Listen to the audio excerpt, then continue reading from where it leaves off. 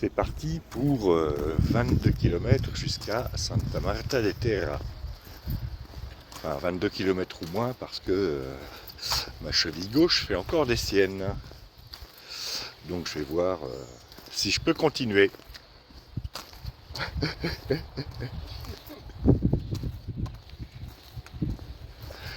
C'était Marco. Ça allait beaucoup mieux hier. Ce matin ça va moins bien. C'est un peu pénible. Après, je verrai si je peux continuer ou pas. En ce moment, c'est plutôt le régime de la douche écossaise. Pourtant, là, il fait beau.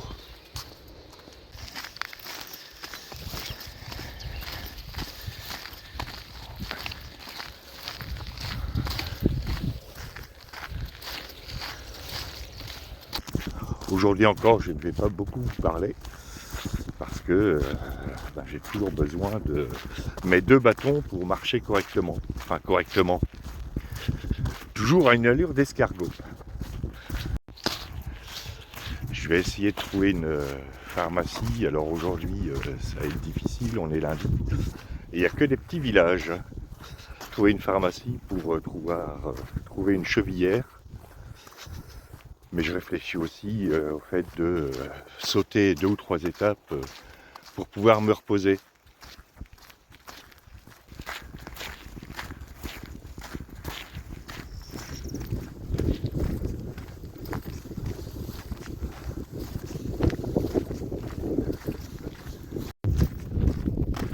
Quand je disais tout à l'heure qu'il fait beau, c'est très relatif.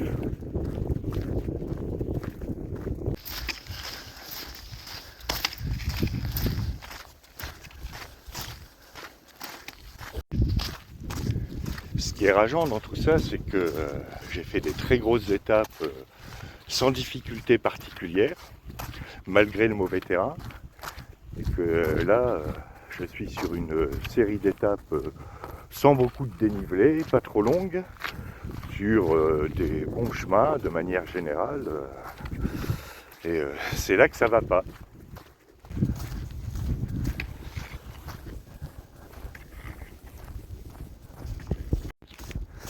Ce sont censés être des étapes où je peux récupérer un peu, mais en fait je me fatigue encore plus. Voilà, c'était la minute complainte de cette étape.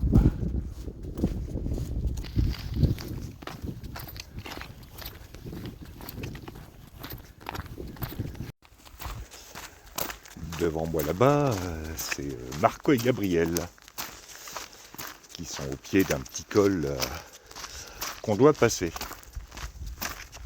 Et fort heureusement, ce col n'est pas trop pentu. Enfin, je dirais peut-être pas ça tout à l'heure.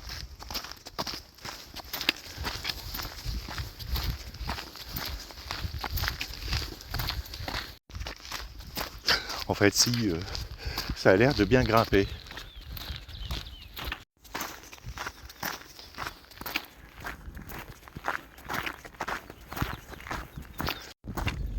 Encore des bicigrinos qui m'ont frôlé. D'ailleurs, il n'y a pas beaucoup de marcheurs qui les apprécient plus que ça, les bicigrinos.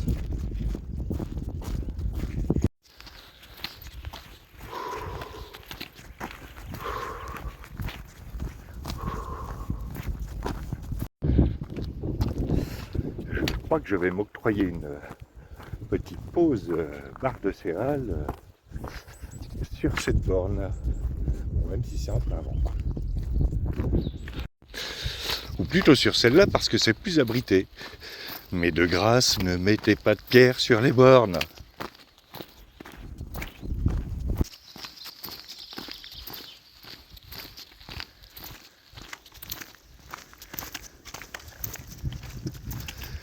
Là-bas au fond, ce sont les montagnes de Galice.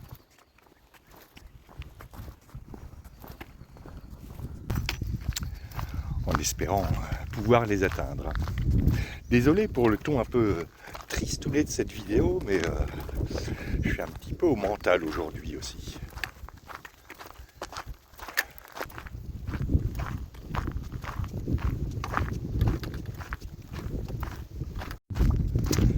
Est-ce que ça irait mieux le mental si tu trouvais un bar ouvert? Oh bah oui. Ah, un village.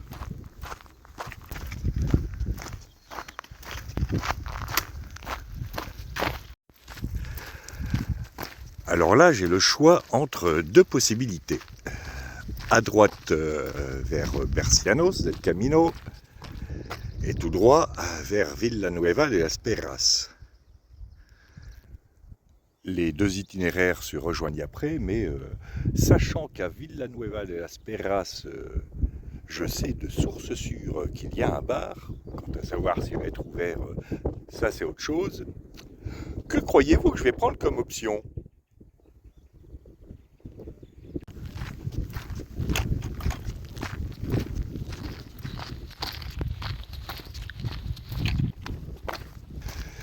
Bien, et si nous parlions un peu des Goths, ou plutôt des Wisigoths, c'est-à-dire les Tervinges ou Tervingues, donc des Wisigoths. En 332, l'empereur Constantin signe un traité avec les Wisigoths, faisant d'eux des fédérés de l'Empire romain. Ce qui, d'une part, lui permet de pacifier un peu sa frontière danubienne, et d'autre part, lui évite de partir en campagne trop souvent, parce que, au cas où, il y aurait bien un général ou un sénateur quelconque qui lui piquerait son trône.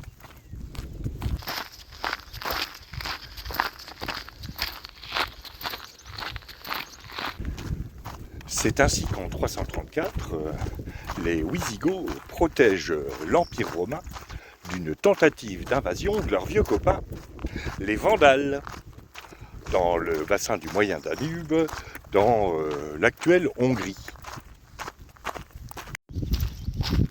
Forcément, il va se mettre à pleuvoir.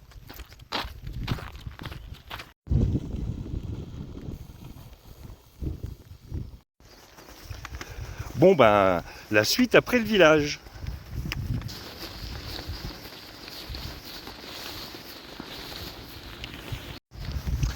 Et si l'image tremble, c'est parce que je boite.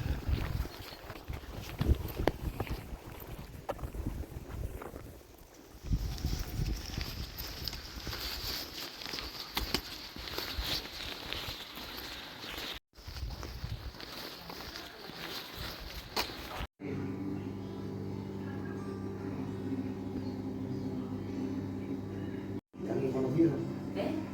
No, casi no lo conocía.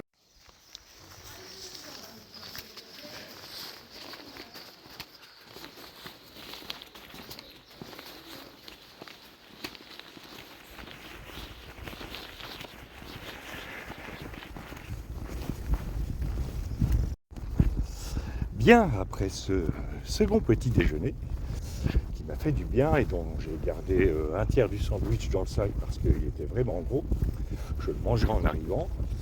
Il est temps de repartir, je ne sais pas combien de kilomètres il me reste à faire, entre 8 et 10. J'aimerais bien que ce soit 8. Je reprends avec les Goths après la côte.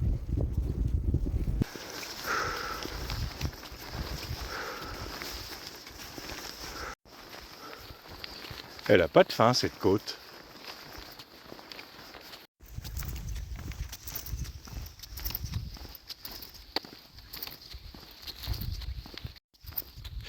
Bien, je vais profiter de cette descente pour continuer avec nos Goths. Alors qu'il me semble apercevoir là-bas Santa Croia de Terra, où j'irai faire quelques courses. J'en étais donc resté... J'en étais resté où?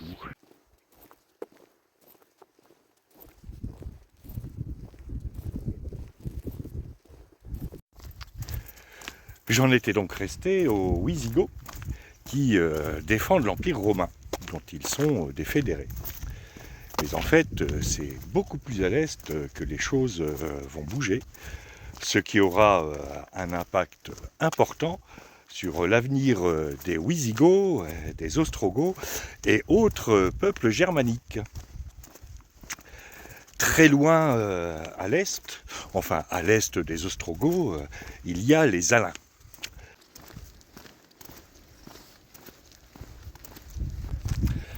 Les Alains, c'est un peuple qui vient des contreforts du Caucase, un peuple nomade qui s'est peu à peu sédentarisé. À l'est des Alains, il y a un peuple qui a commencé à déferler comme la marée. Ils sont petits, sentent le crottin de cheval, ont des tout petits chevaux, tirent à l'arc et ils conservent la viande sous la selle de leur cheval. Quelle drôle d'idée!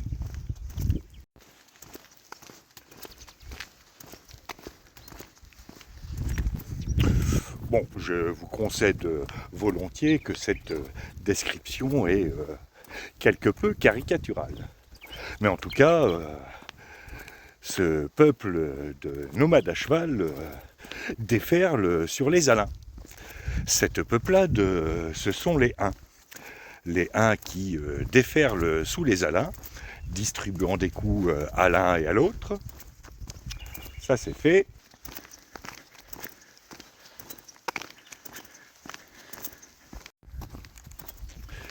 À cette époque, aux alentours de l'an 370-375, les Huns sont sous la houlette de leur roi Balambert. Quel drôle de nom! Dont on ne sait toujours pas d'ailleurs si c'est un roi qui a réellement vécu, ou alors une figure légendaire inventée par les Ostrogoths. Bref, les Huns sont à l'est des Alains, qui sont eux-mêmes à l'est des Ostrogoths. Et que se passe-t-il? Eh bien, il se passe la même chose dans une foule quand ceux qui sont derrière veulent pousser ceux qui sont devant. Donc ceux qui sont devant poussent ceux qui sont devant eux parce que les autres derrière les poussent. Et donc les Alains, peu à peu, poussent les Ostrogoths vers l'ouest.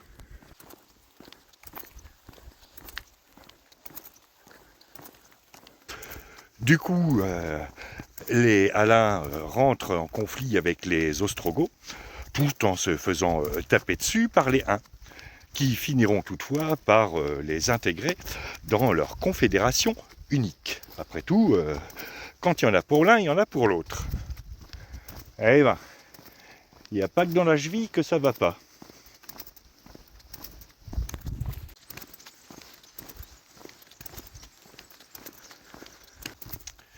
C'est d'ailleurs à l'occasion de cette intégration des Alains dans la confédération unique qu'un jour Balambert discute avec un chef Alain. Le chef Alain lui formule tout un tas de compliments et Balambert de répondre « Oui, enfin bon, non, on n'est pas des super guerriers non plus. Nous, à la base, on est de simples éleveurs et puis franchement, on est des cavaliers très moyens et on n'est pas super bon au tir à l'arc. » Ce qui, compte tenu de la personnalité de Balambert, constitue un magnifique schleasme. C'était pas facile à placer celui-là.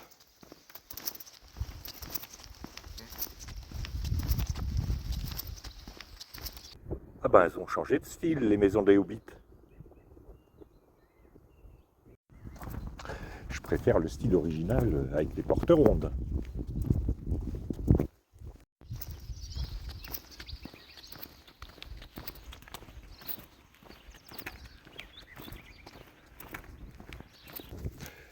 Bref, les Huns soumettent les Alains et finissent par soumettre les Ostrogoths qu'ils engloberont dans la confédération unique.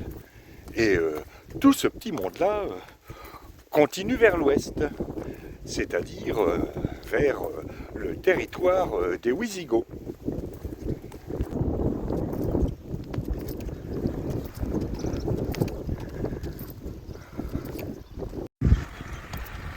C'est ainsi qu'en 376, le roi Athanaric et ses troupes wisigoths sont mis en déroute par les Huns le long du fleuve Tiras qui correspond actuellement au fleuve Dniestre, qui marque grosso modo la frontière entre la Moldavie et l'Ukraine.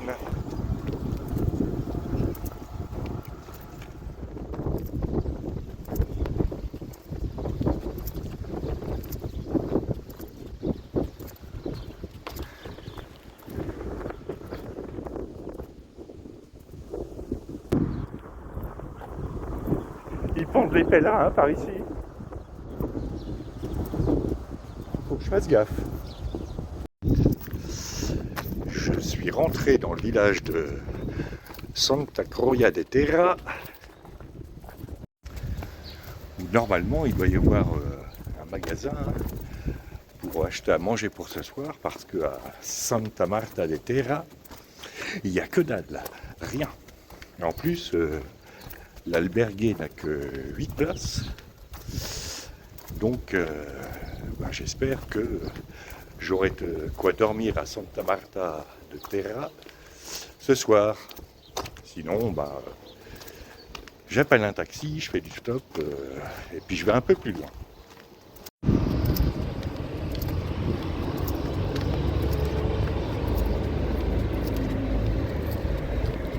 Bon, j'ai retrouvé les copains et ça fait super plaisir. Hein, Marco? Et Gabriel et Dottore Fernando.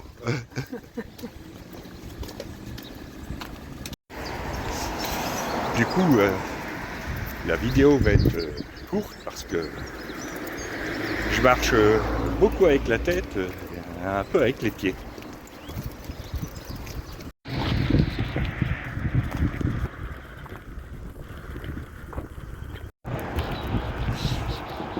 Voilà, j'arrive à Santa Marta de Terra.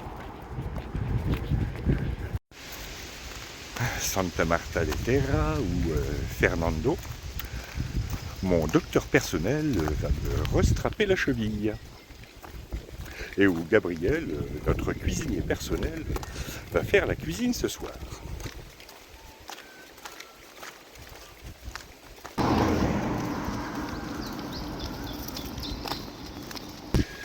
Du coup, on verra le passage du Danube en 376 par nos Wisigoths plus tard. Je sais pas s'ils vont s'y retrouver dans cette histoire.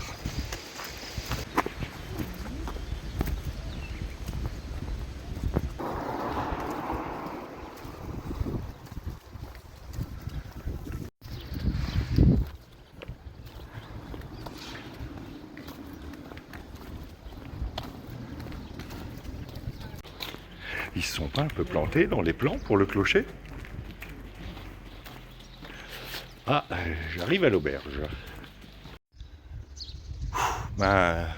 Celle-là aura été aussi un peu au mental, hein. Mais on est tombé sur une albergue qui est super. Il y a même une machine à laver, donc on était tous contents de pouvoir laver les choses. Et puis maintenant, ça va être repos, repos, repos, parce que demain, l'étape est un peu plus longue. Voilà, après, demain est un autre jour, donc je vous dis à demain pour de nouvelles aventures.